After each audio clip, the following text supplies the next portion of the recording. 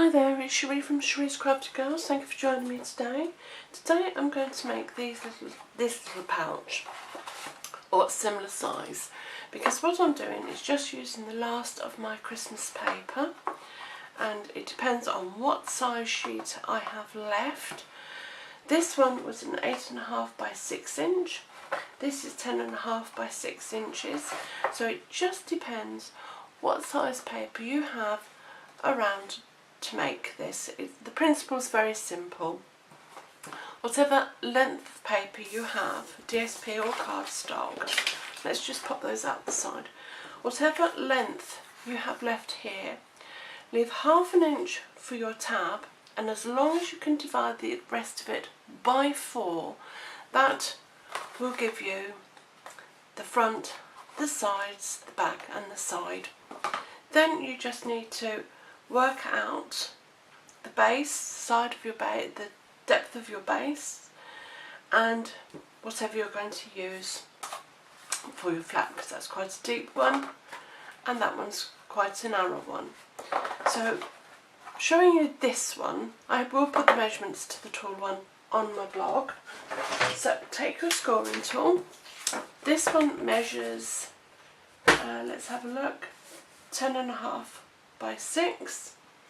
So taking your scoring tool, now we know we need ½ inch for the tab, so 10 inches divided by 4 is, let's see, 2.5, 5, 7.5 and the 10 inches, hence leaving you your ½ inch tab.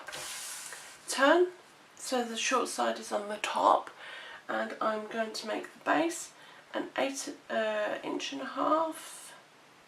Let's see, it's 2.5, so let's make it 1.25 inches, because yes, 1.25 inches. That's the bottom of your box, and then we're going to have, let's see, 1 inch.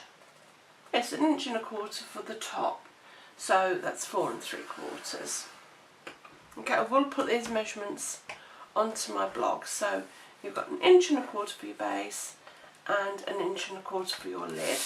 So turn it round again, and you're going to score. Now let's pop that to the inch. So we know we've got to find the centre, and it's 1.5 inches. So that'll be 1.25 inches, and you're just going to come down to the first score line, and then you do exactly so. You miss the next rectangle, and you measure 1.25 inches. Is that right? Yes, 1.25 inches, and come down to the score line. So the measurements you need to remember are: divide ½ inch for your tab, divide the rest by 4, turn, and if your box is 2 inches wide, I could sort of go, well, 1 inch, whatever's half of your box is what you need for your base, because you need 2 halves to meet in the middle. That's why I've got 1.25 inches. Then I've turned it round again, and whatever you're going to have for your flap, then turn it around so your ½ inch is on your left hand side, because the strip along the top is going to be the top. That's the bit that folds over. So you need to take away half your tab, and you're going to half whatever your measurement is here. Okay, then you're going to skip a whole one, and again half this section. So literally, to make this particular box, I'll just run through the measurements again. So you're going to score 2.5, 5, 7.5, 10. Turn it so the short side is at the top, and you're going to score 1.25 and 4 3/4. Then you're going to turn it around again so your tab is on your left hand side, and you're going to score at 1.5 inches, and again at 6 3/4 of an inch. Let me just write that down. Yeah, 6 3/4 of an inch. Just checking. So pop your scoring tool out of the way. Fold and burnish your score lines.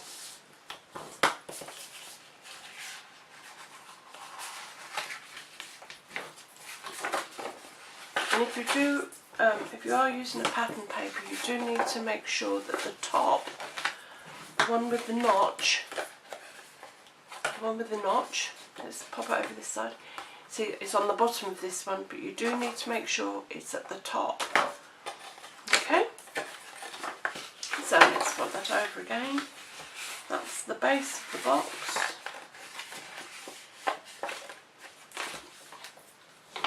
I've lost track now of what I'm doing. Made this quite complicated, haven't I? I folded that the wrong way. It should have been that way because I'm doing the Christmas trees. Flap, flap, flap. Right. So now with your notched pieces of, where are my notches? The notched at the top, right? You want that one. You're going to come down the bottom and you're going to cut up your 4 score lines, because that makes the base of your box, and remove that rectangle and just notch it ever so slightly. Come to the top where the notches are, the first box with the notch, you're going to cut away, come down the notched piece, and you're going to completely come away the rectangle and half the square. So you've got the notched, the full section, and you're going to cut down your notched piece, your notched line, and you're going to remove the whole of that section. Okay, let's pop the debris out of the way, and now you're going to get some fast fuse or some sticky strip and pop that down your score line on your tab.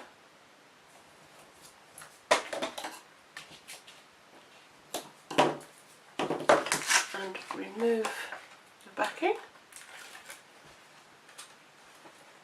and pop that bit in. Like so. Construct your box, but you do need to keep this nice and square, because this is going to be the front of your box. Okay, so this is your front. So fold in your sides and put some adhesive on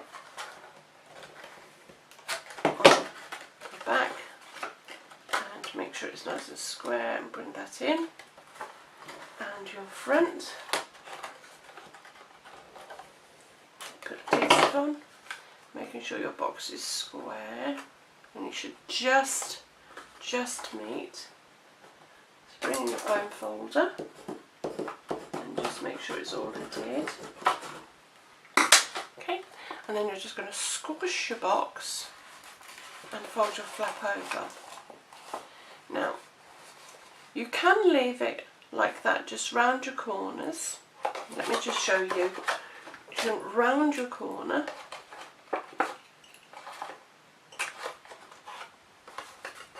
And the same this side. Okay, and you squash your box. Fold over your lid. Now, as I say, you can just put 2 little holes in there and leave it like that, which is perfectly fine. I wasn't so keen, so all I did was I got a pen, and where the side of my box is, I put just a tiny little mark there, and the same at the other side, so about there. And I took my scissors and I just simply, from that mark, I cut to the corner and I took it away. So where's that marker there? And I just took my scissors and just took the corner away because I wasn't keen. And there you have, I think it just makes it a little bit neater. And again, you can go on. I use my scissors just to round the edge. Just round it a little bit. Whoops, taken off. Just that point. And there. I think that just looks a bit neater. I've made that one a little bit shorter, so I'm going to come in. I'm going to trim that a little bit shorter. Just a fraction, and again rounding the edge just a little bit. Then bring the flap over, mark where you would like it punched, and I think I'm going to go there. With your handheld punch, punch them 2 little marks, bring it back over again, and again with your pen just simply mark where you want them to align. So that's, looks like there and there. Taking some ribbon, last summer ribbon. This isn't Stampin' Up! Ribbon, I'm afraid. I've run out of some red. So we go through the top,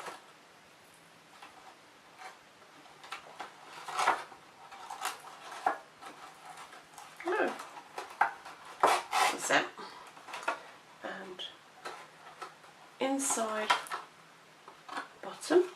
I haven't glued very well there. So inside out.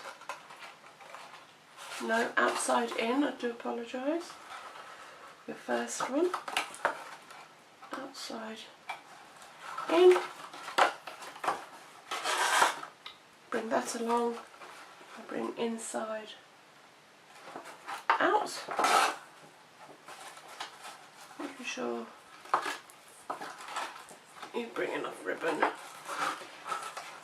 across. Plenty of ribbon there, so we can just make sure that's not coming through. Inside and then back through, inside out of your top flap. And then just gently fold it closed and bring your ribbon neatly together. As you can see, I have loads of ribbon, so I'll pop that back because we really don't need that much. And try and tie a bow.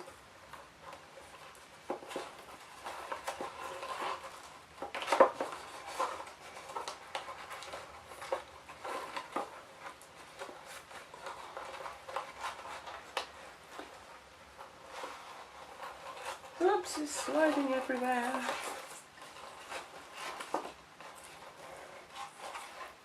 No, that's not a very good bow, I don't like that.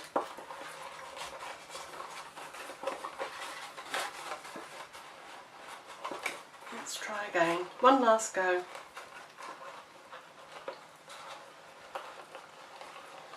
Sorry I'm out of shot, it's resting on my tummy. I am struggling, aren't I? Fighting with the box, rolling all over the place.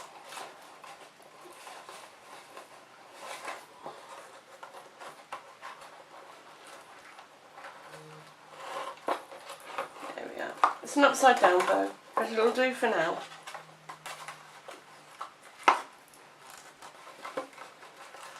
Upside down bow. And then just take off the excess. Oh, stop playing about with me! And there you are.